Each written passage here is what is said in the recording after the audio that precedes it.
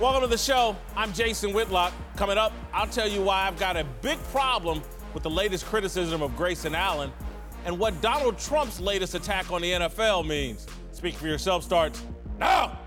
Friday, baby. It's good to be everywhere but Brazil. All right, hello and welcome. Cowherd is off today. We just saw a couple of huge World Cup matchups. And joining me today is Fox soccer analyst Warren Barton. Let's start in Russia, where Brazil, the overwhelming favorite to win the whole thing, lost to Belgium 2-1 today, including surrendering an on goal, the record 11th World Cup on goal. With Brazil out, this will be just the third time since 1970 that a South American team hasn't made the semis.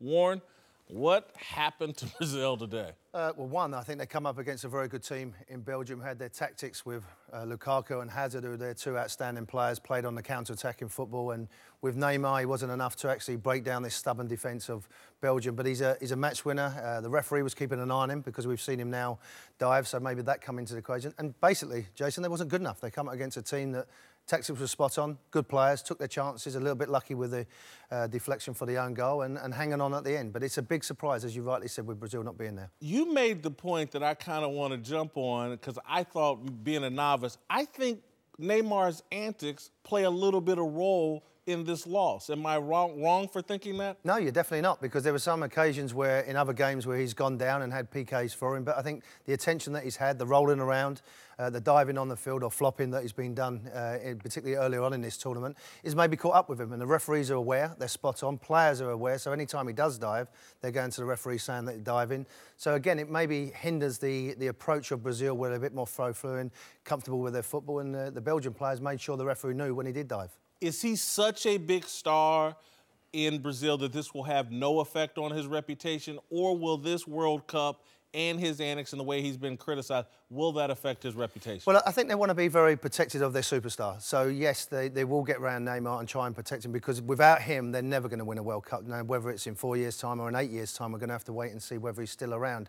So they will try and protect him, but they're also going to say to him, look, you need to stay on your feet more, because when you do have the ball and you are standing on your feet, you're one of the best players in the world. Keep being on the ground and rolling around. That's never going to help Brazil try and win this competition.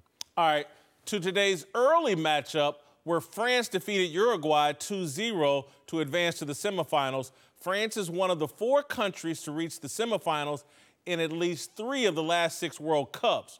Warren, France was pretty dominant, but Uruguay was without their top scorer, Edinson Cavani. How big of an impact did that have? That was huge, Jason. It's like taking a LeBron James out of the Cavalier, and that would be devastating, because they haven't got the depth in quality. Luis Suarez is an excellent player, but Cavani gives you that physical presence, the power, and also he's got good character when you're up against a very, very good team like France. So it's a huge loss.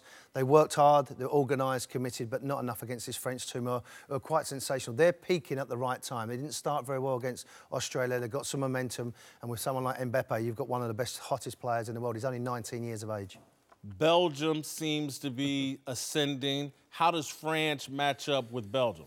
Very, very well. I think with the counter-attacking style of football that France can play, they can defend quite well as well, and they've got midfield area with someone like Pogba. But Belgium are strong, organised. Lukaku is a beast up front, the way he can hold the ball up and bring other people into game. It matches up well, but I just think France have got maybe that little bit of quality in midfield, and Griezmann, who plays in this number 10 position just behind the lone striker, he can make things happen. It sounds like you're picking France? I am picking France, just with the experience. They played 2 years ago in their home nation in a final. All that pressure they've gained from that against a Belgium team that are riding the wave, but I think they are defensively vulnerable. All right, to a huge matchup tomorrow on Fox, where England faces off with Sweden. Coverage starts at 9 Eastern. Sweden will look to contain England's Harry Kane, who has been the top scorer in Russia. Warren, I know who you're rooting for here, but do you expect more magic from Harry Kane? Jason, I don't think my heart's going to take it, not after the penalty shootout. It's been 2 decades since we won a shootout. But with Harry Kane, he's got 6 goals in this tournament. He leads the line well. The young players have got confidence. I know Gareth Southgate, the coach, very well. He's got them organised. He's got them in a free-flying spirit. And with Harry Kane, you've got every chance. We know with Sweden, I've played against them. They're organised. They're physically a strong team. They defend very well. But I'm not sure whether they've got pace up front to hurt England. Is that an unbiased opinion, or are you just simply... Are you trying to go against my... I'm giving you an honest opinion here that England will win. So you're picking England, to win. Okay, all right, and that's an unbiased. Who on Sweden should we be worried about, or who will you be worried about? They've got a good player who we see on the Bundesliga all the time on Fox. Is Forsberg, number 10. He's a talented player. He scored in the last round. He plays on that left-hand side, but he does drift in. So if England do push forward, he can get a little bit of space in that hole and go forward. He scored again, as I said, against Switzerland in the last game. He's a dangerous player. We see him week in, week out on the Bundesliga for Leipzig. So a dangerous player, but for England's point of view, if they go forward, they've got every chance of winning. We just saw Brazil exit. We've seen a bunch of other favorites exit. Who do you like now that's left in this tournament? Now I'm going to be biased and maybe go with England because I do think they're riding the wave. But France, to me, look like an excellent team, an exciting team. And they've got a point to prove. As I said, they lost the final in their home nation 2 years ago. They want to go forward and try and win this. What about Russia? To me, playing at home, the emotion of playing at home, I know they're on paper the worst team left, but they're playing at home, and I think they could ride that wave. They are riding the wave, and they have done that in the last couple of games because to beat Spain, to take them to penalties, extra time, they had the fan base behind them to give them that energy and confidence to try and beat someone like Spain. But that only takes you so far. And now you're playing against a team like Croatia, who actually went the same route, went to extra time, went to penalties and beat Denmark, with Luka Modric in there, who we see week in, again, week out with Real Madrid in the Champions League. They've got the X factor where Russian haven't got that. So that energy and passion from the fans will get you so far, but I think Luka Modric will be the key in this game. Thank you very much, Warren. This is the Speak for Yourself podcast. I'm Jason Whitlock. And before the show moves along, I want to tell you today's show is brought to you by ZipRecruiter. Are you hiring, posting your position to job sites, and waiting for the right people to see it? ZipRecruiter knew there was a smarter way, so they built a platform that finds the right job candidates for you. ZipRecruiter learns what you're looking for, identifies people with the right experience, and invites them to apply to your job. These invitations have revolutionized how you find your next hire. In fact, 80% of employers who post a job on ZipRecruiter get a quality candidate through the site in just one day. And ZipRecruiter doesn't stop there. They even spotlight the strongest applications you receive so you never miss a great match. The right candidates are out there. ZipRecruiter is how you find them. Businesses of all sizes trust ZipRecruiter for their hiring needs. Right now, my listeners can try ZipRecruiter for free. That's right, free. Just go to ZipRecruiter.com/speak. That's ZipRecruiter.com/speak. ZipRecruiter.com/SPEAK. ZipRecruiter, the smartest way to hire. Now back to the show. All right, welcome back to the show. I'm joined now by Fox NBA analyst Chris Broussard, Fox Sports radio host Doug Gottlieb, and the founder of the Big Lead, Jason McIntyre. Let's move to the NBA Summer League, where Grayson Allen and Trae Young got into it at the end of the Jazz-Hawks matchup last night, with both guys getting slapped with technical fouls, but Grayson taking the brunt of the criticism on social media afterwards. That may not be surprising given Grayson's reputation coming out of Duke as a dirty player, but I think the criticism of him is bordering on a little bit dangerous. I hop on social media, and that's where I found this story, and I'm seeing a lot of people tweet, Grayson Allen needs to be beaten up, he's going to be punched in the NBA. I think it's creating a culture around Grayson when he goes into the NBA. Everybody's going to feel like someone needs to take a pot shot at him. I think it's a bit dangerous, particularly when you look at this incident. I think Grayson Allen and Trae Young are equally at fault here, and Trae Young, to me, is the first guy to get kind of aggressive. I just see two young guys struggling in the Summer League, and that frustration boiling over. It's going to happen. Every time he gets physical with somebody, it's going to happen because of his reputation, which is well-deserved. But some people like it. I co-hosted the Dan Patrick radio show today with Jason Smith, and he loves Grayson Allen after this. He thinks he's going to be a hard-nosed, tough-edge Steve Kerr or J.J. Redick. So this is going to follow him until he proves otherwise, but I don't think it's dangerous. If Trae Young did hit him, that would be the first thing he hit in the Summer League. Neither one of them are shooting well. Ooh, well done, Doug. Look, I understand his reputation is well-deserved, but if you won't make it in this league as a backup, you got to get up into somebody and prove you're not going to get punked. Okay, Pat Beverly in the league for a reason, right? Marcus Smart in the league for a reason. Matthew Dellavedova in the league for a reason. There's a limit on some of their skill, some of their talent, and yet you have to show that you have the toughness to survive, to guard anybody. Because that's just Trae Young, who's 170 pounds, soaking wet, can't go by anybody. At some point, it's going to be LeBron James or Kevin Durant. Somebody can do some serious damage and give you 30 in a heartbeat.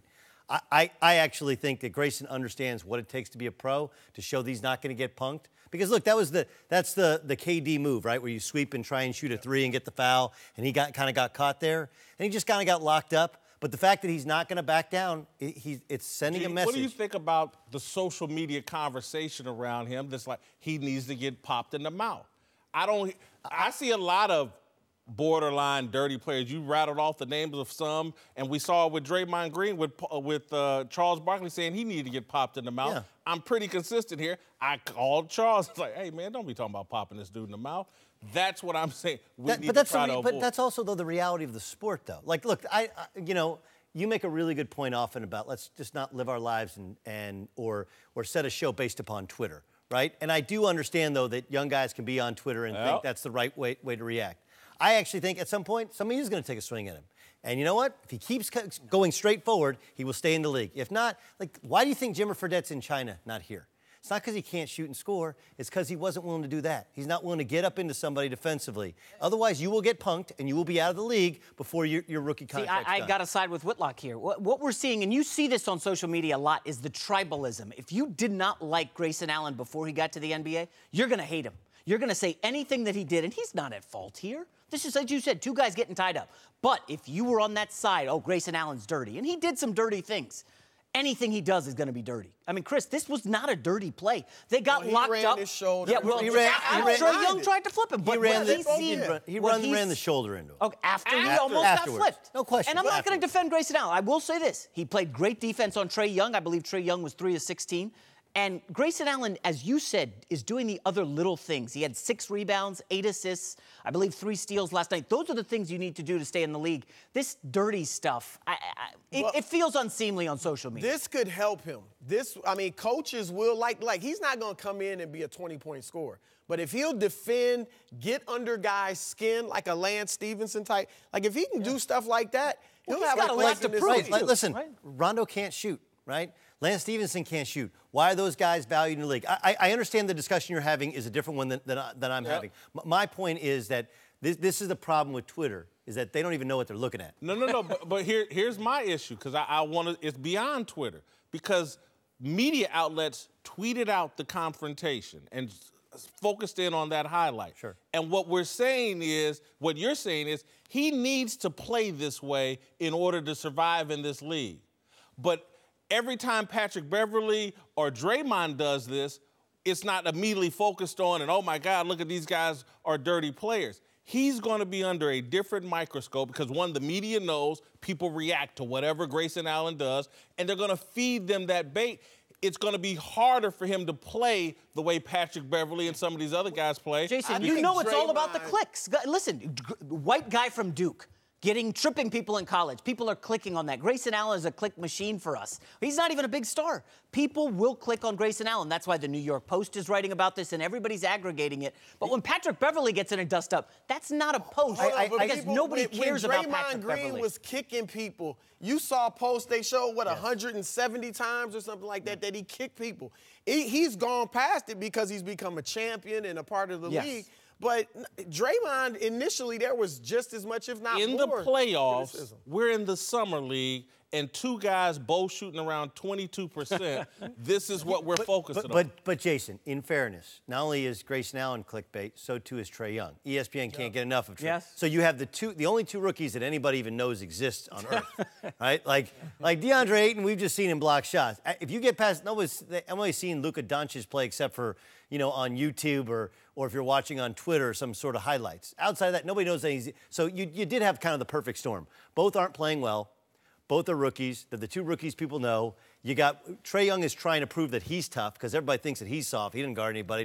He doesn't like it physical. And Grayson Allen's just trying to prove to his teammates, to his coaches, like, I'm here to stay. I can tell you, I talked to 5 other teams. They're like, look, I love Grayson Allen's toughness. Now, if he trips somebody in the NBA, he is going to get popped. Yeah. Or worse, he'll be in the locker room, and the Rockets will find the rear entrance into the locker room.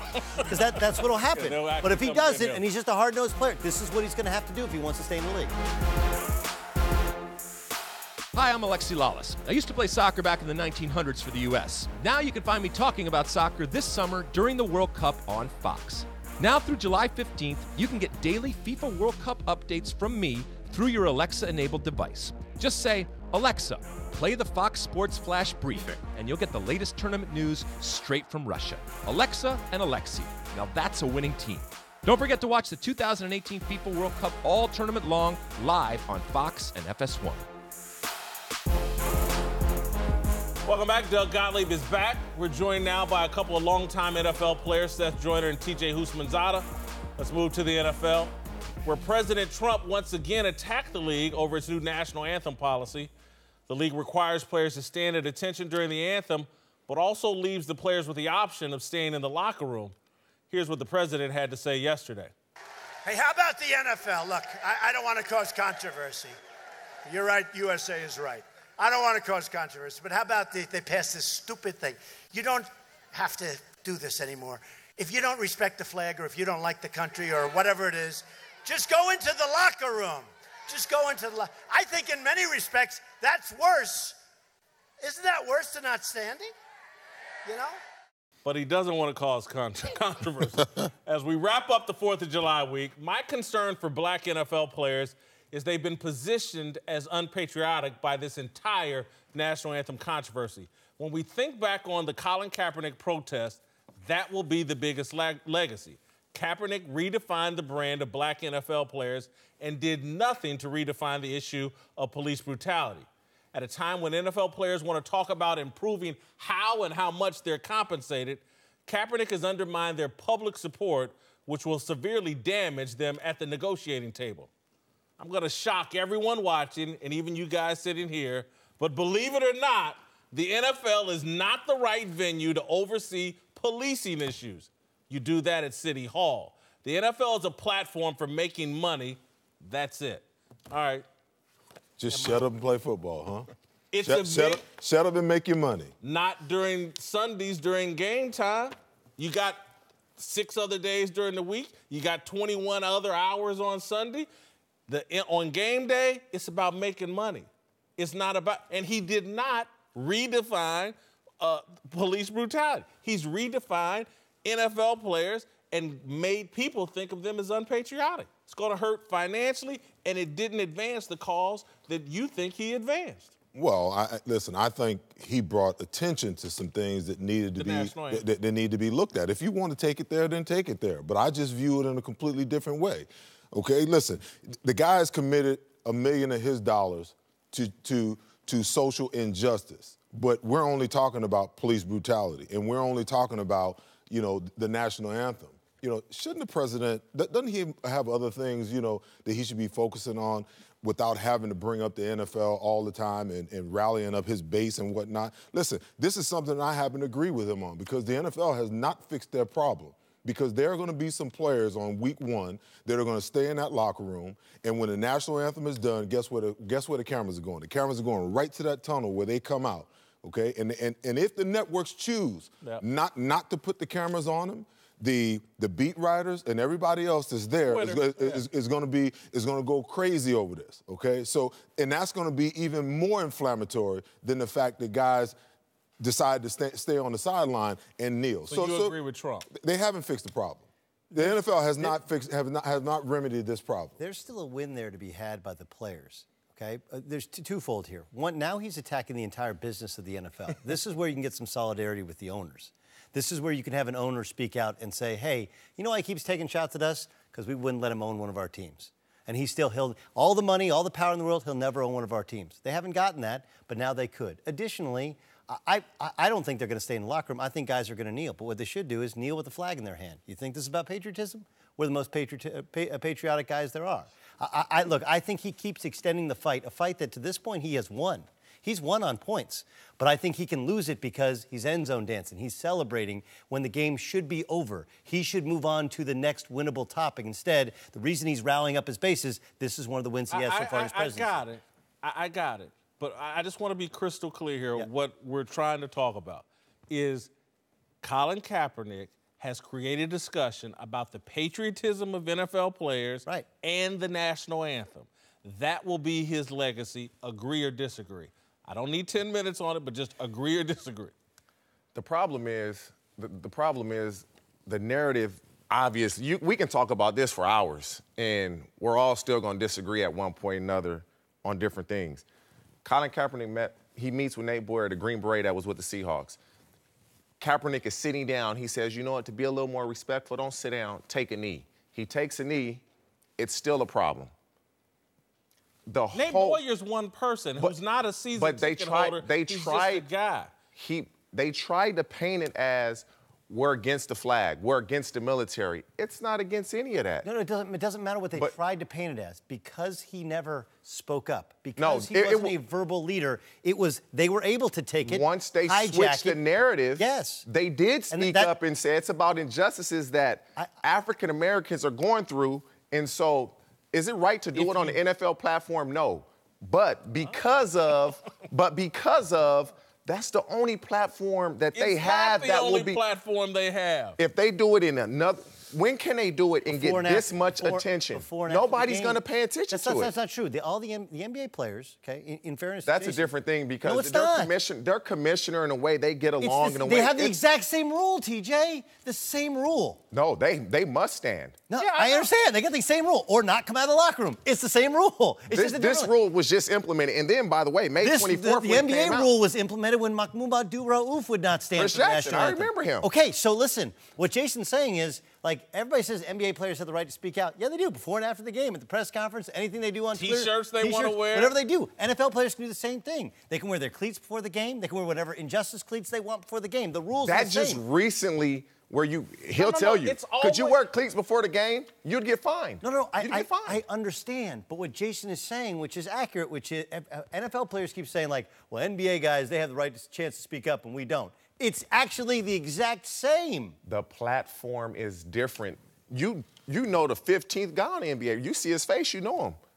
There's 5 players on every team that you know who they are. Outside of that, you don't know these guys. You know the name. There's 3 or 5 players on NBA teams who you actually know. The only reason you can recognize the other guys is because they're tall. No one knows them. No one cares about them. There's just as many NFL superstars as there's more, actually, than NBA superstars. There's a lot more conversation about a few of them. But again, the NBA players, and again, this is what I don't understand about NFL players, why they can't see the genius of NBA players. They have you all convinced as football players, you got to go out there and protest and kneel and do something during the national anthem. We're not going to do it. Correct. We're going to protect our money. We're going to protect our brands, and we're going to keep making money with the shoe companies and the NBA. We're going to make as much money as possible. We'll let you NFL players convince yourself that the only thing you can do is kneel during the national anthem or protest during the national anthem. We ain't doing it. It's crazy that y'all gone for it. The incident with Abdul created the opportunity for the NBA to close that loophole. The problem with the NFL is it said they should stand. That's what it said in the original CBA, okay? So now when Colin Kaepernick starts doing what he's doing, now we got to go in and we got to change the language. Listen, there's one thing that history has taught me, is that the only way that you affect change, the only way that people change is to make those who oppose the things that you're protesting for, the change that you want to see, is to make them uncomfortable. And Seth, this makes them uncomfortable. I'm going to let you pick up again. That's the biggest trope, lie. It's factual. No, it's not. What did I say that wasn't factual? That the only way to promote change is to make the other side uncomfortable. That is not accurate. The way to promote change and the way to get people to change is to make the other side feel like there's something in it for them. This is good for me, good for the country. Not you think, but the narrative out there is like Martin Luther King and them did all that protesting to make people uncomfortable so things would. That's not true. They did it to demonstrate on a worldwide platform, We are on the moral high ground. Our enemies are not. And that they undermined the moral high ground for the other side and forced them to change because their image was being so tarnished, they had no choice but to change. That's what happened. This myth that unless you're in someone's face, unless you're being disrespectful or making them uncomfortable, nothing's going to change. It's a myth. That's why we have gone. Let me finish, and I'm going to let you go back. That's why we have gone from we shall overcome, which is a very spiritual thing, to no justice, no peace, which is confrontational. If you examine the results, what got results? We shall overcome, or this in your face, no justice, no peace? It's clear. It's a landslide victory. It's one of the biggest blowouts in the history of the world. But everybody thinks no justice, no peace, confrontational, let's go out and make people uncomfortable. For every action, there's an equal and opposite reaction. I agree. You make people uncomfortable, you know what they say? I can make you just as uncomfortable. I agree. But you know, what is it? What is it about morality that makes someone feel bad about their moral position? It's an inner uncomfortability that they feel, that they know that they're not treating somebody equally and they're not treating them justly. I'm not sure people care about that. Yes, they are.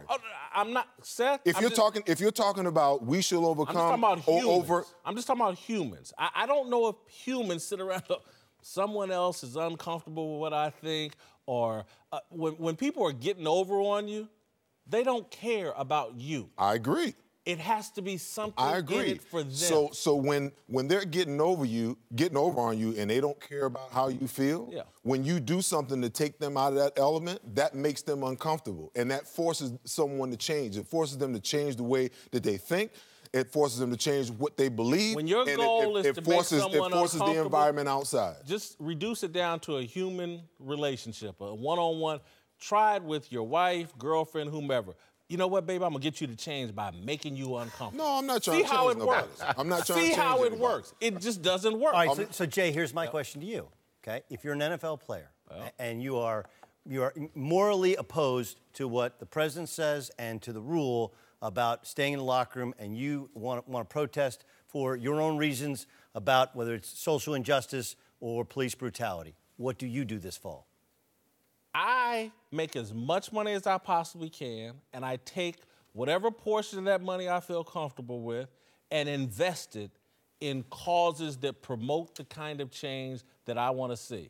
Because that's what wealthy people do. Honestly, there's very few people that's going to do that. And that's just the problem. And so what you just announced, right, there's very few people that are going to have success. But and this is the thing. And you guys, there's a bunch of guys in the NFL that saw so-and-so kneeling and was like, oh, I guess I'll kneel too. They're just kneeling to kneel. They're not trying to do what you said and really make a difference and really get in the community and try to spark change. They just saw, oh, Kaepernick kneeled. Oh, the Eagles, they standing up with the fist in the air. All right, I'm going to do something too. That's 90% of the guys that took a knee. They've done it because they've saw other people and they've seen other people do it. They're followers, and they're not really trying to get in there and get in the grassroots and exact change. They're really not going to do that. I They're agree. really not. I agree, and before Jason jumps on that, I want to make a point. Go ahead. Because there was a story with Josh Norman and another gentleman.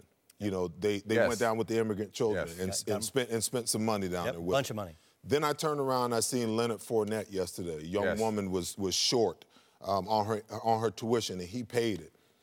And I've been tweeting for the longest. When something negative with football players or athletes in general happen in the public, it's all over the news. We glorify it. We won't let it die. We like Kaepernick, we beat the dead horse to death.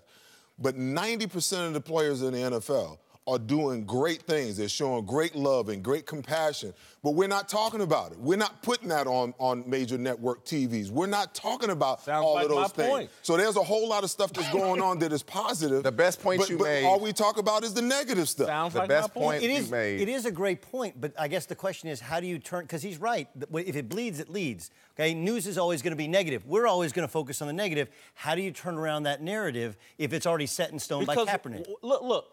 By Kaepernick is the issue. And again, I'll go back to the NBA and their whole NBA Cares marketing campaign that they did to push their players into the spotlight about what they're doing in the community.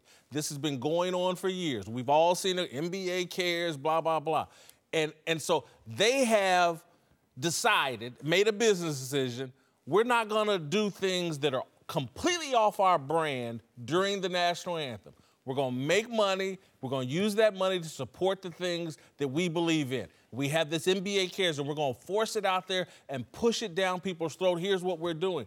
The NFL has the same opportunity, but what TJ has said, I don't want to put words in your mouth. What I'm saying is Colin Kaepernick and a handful of followers have hijacked the narrative about NFL players, and you guys have all sat around and applauded it and pretended like there's something good in it. And I'm telling you, the results are bad and they're poisonous for NFL players. The problem is you got Trump running his mouth, and now they'll do things just in spite of him. Just, oh, you're going to tell me I'm going to do it now. That's what happened at the end of the season. This thing was done. It was over. If the NFL doesn't come out and say, oh, you can stand in the locker room, I guarantee there's very few guys that take a knee this year. If the NFL doesn't come out and say, oh, you can stand in the locker room, but if you're on the field, you have to stand. If they just let it be, it's going to die down. They threw gas on the fire. And now Trump is smart.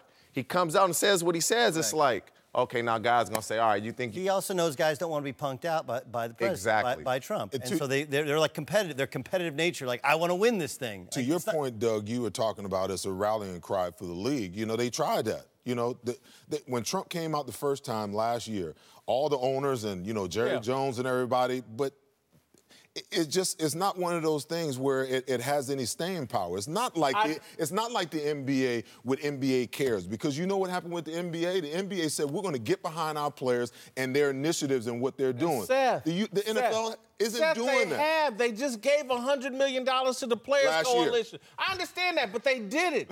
And I'm saying they've been doing it I saw the Kansas City Chiefs do it for years. Every team does it. Every team does that. But why aren't we talking about that? They don't do it, and they have done it, and we gotta go. We gotta go. Why aren't they doing it? Why aren't we seeing it? Why aren't we seeing the fruits of that? Because but we're talking about Kaepernick, but we're not seeing the fruits of all the good that's going on. Because if it leads, it leads. If it's negative, nobody's gonna talk about it. All right, welcome back to the show. Chris Broussard, Doug Gottlieb, and Jason McIntyre are back. Let's move to Kawhi Leonard, whose future still remains unclear, but whose reputation for being a bit odd may be coming more into focus. Reportedly, Kawhi was rehabbing his injured knee in New York last season. Some Spurs execs showed up to meet with him, but Kawhi's people led him away, and he actually hid at another part of the building. Look, I read this report, and I saw where you came out and Kawhi's people disputed it, and I hope that you're right, but I just think Kawhi Leonard, from what I understand, the agency is now paying the mother and the uncle. They're on payroll, and that we have a bit of a Lamar Jackson situation, that the mother and the uncle are running things and quarterbacking things, and not Kawhi, and he's a little bit hard to get a hold of for teams. This is an odd situation, and I'll just go back again to it's a bit of a red flag for me for NBA teams. He's quirky. He's a little bit like Ricky Williams, the running back, to me. Not as, you know, Ricky Williams had a bad weed problem. I'm not saying that about Kawhi, but he's a little quirky, and I'd just be careful here. As you know, if he gets it done on the court, none of this will matter. He can be as quirky as he wants as long as he plays well. Yeah, you can have fungus on your shower shoes in the show, right? You do it in the minors. As long as you ball. Right. Yeah, but I think it would be wise for Kawhi to do a one-on-one interview or something where he speaks. However, here's the issue. He doesn't talk a lot. He might not come off well. Remember Derrick Rose started to do a lot of speaking about his sexual harassment trial or assault trial, and he didn't come off well. So it might be, I don't know how he'd come off. I know he's very quiet. He doesn't say a lot.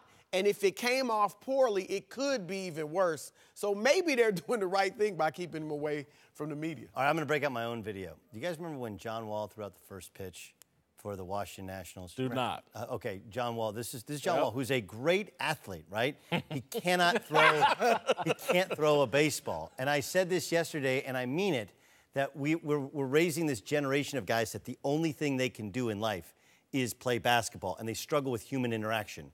And Kawhi is a bad version of that. to which he's always been a quiet kid. He didn't come up as a superstar. He came up as an unknown. Even though he's State Player of the Year in California, he wasn't McDonald's All-American because he was a center in high school. So, look, this generation of basketball players, we have the Karl Anthony Townses, we have the John Walls, we have the Kyrie Irvings. Some are brighter, some articulate things better than others, but many of them are really aloof and standoffish unless they're on a basketball court. And that's why I think it's actually a bad idea to put him in front of a microphone. That's where he's least comfortable.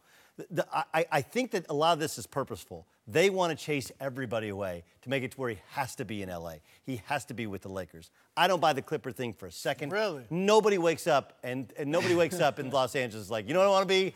I want to be a Clipper. There's no such thing as a lifelong Clipper fan. And so, quickly on that, Doug, something nobody's Clipper Daryl's talking Laker about. Daryl now. The reason he might want the Lakers over Philly or Boston, he is in the process of getting a new shoe deal with the Jordan brand, and nothing is signed, and if you're in L.A., that's a huge market perfect for the shoe deal. But Whitlock, to go back to something you said about his mom and his uncle running the show, let's say you're Philly and you want to take a chance, and the mom and the uncle, who don't have any other clients in the NBA, say, oh, yeah, we'll think about signing with you. And then, they don't have any other clients, so they're not beholden to you. Things don't go well. The mom and the uncle just say, we don't care. We're going to go back on our word. He's going to L.A. Like, it's a dangerous spot when you're dealing with people who don't have a lot of experience, as the uncle and the mom don't, in this kind of situation. I think we're assuming, though, just because Kawhi's not talking, that his uncle and mom are running everything. Let's not, I think the Spurs misread Kawhi. They think he's not, he's kind of simple because he doesn't talk.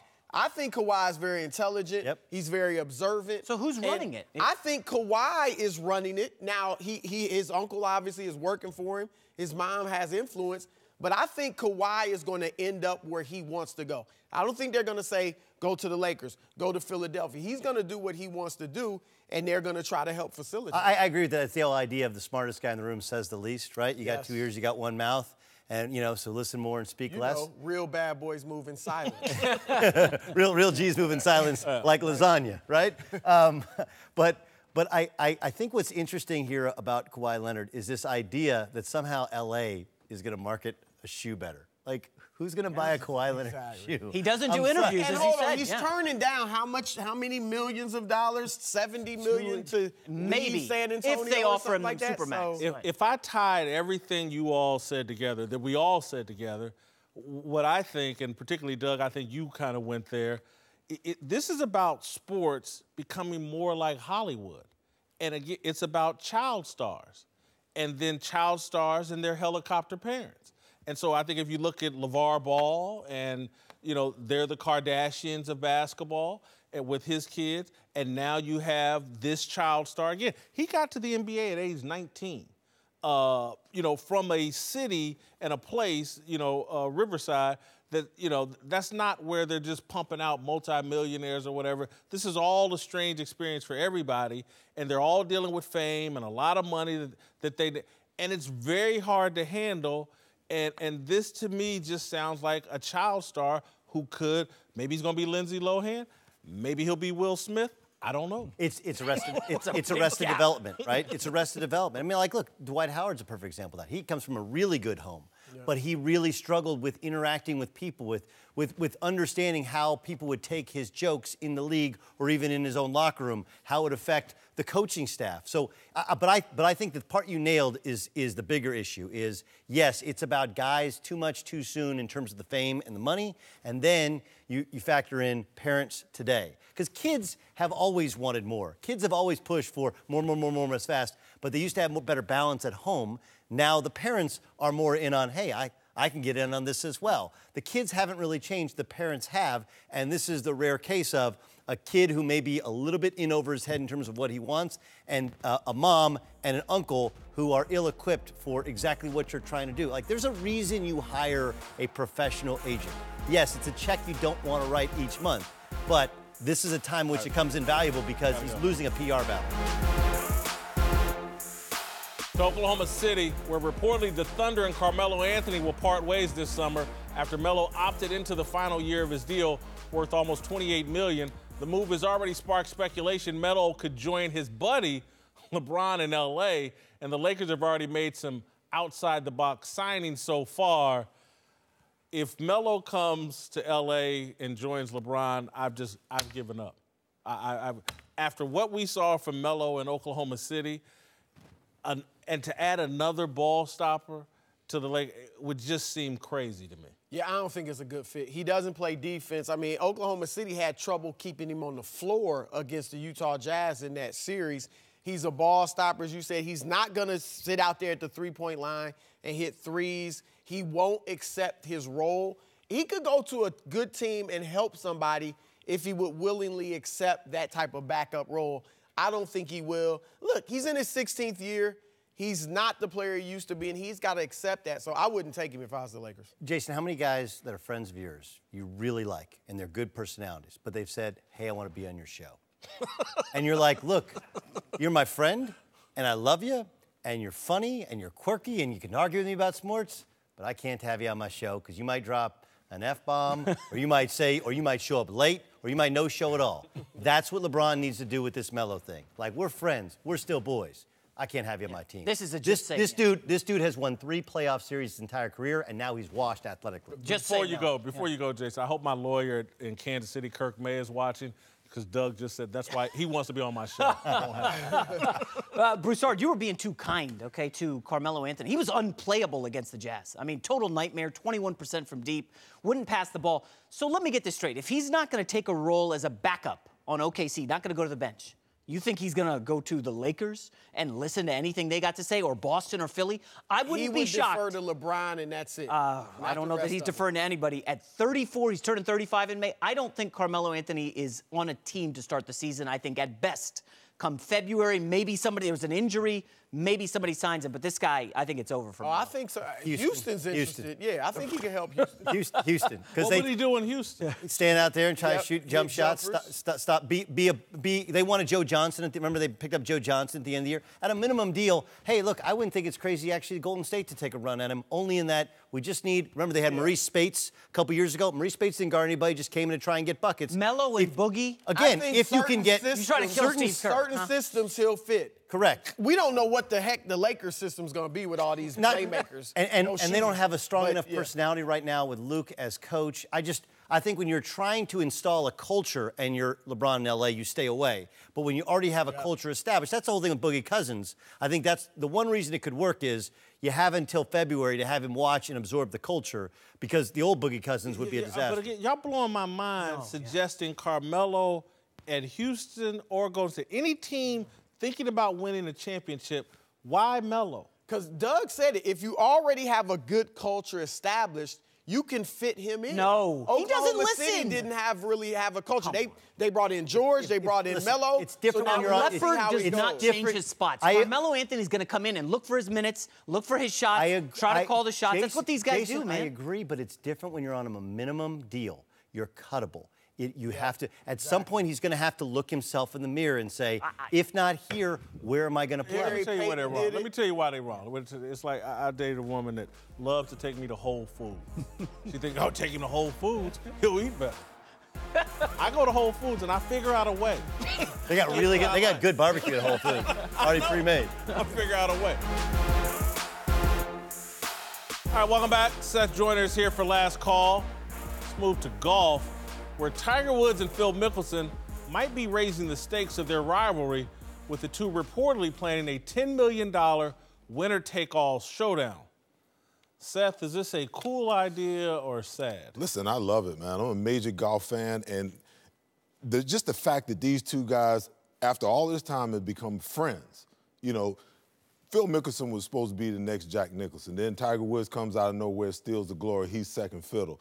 That's why they didn't really like each other. But now that they're friends, on the downside, on the back nine of their career, I absolutely want to see it. I think it'd be... In their prime, I would have wanted to see this. They're not in their prime. Listen, they're both still playing pretty good golf. You want to see Magic and Bird play one-on-one? No, but you're talking about two different sports with diminished skill sets. I mean, Tiger's resurgent. Phil just won a WGC last year. Come on, man. It's great TV. All right, let's try another one here. To LeBron James, who apparently celebrated the 4th of July on a yacht in Italy with none other than music mogul Jimmy Iovine.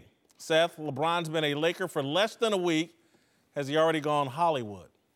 It's the off season, man. Dude should be enjoying himself, traveling the world, hanging out with iconic people. You know, he came to L.A., you know, not only to play basketball, but to expand his brand. A jersey? Me a jersey chaser? You love to hang out with celebrities. Oh, no. I like to hang out with real people. I've never been a celebrity, so why would I want to hang out with celebrities?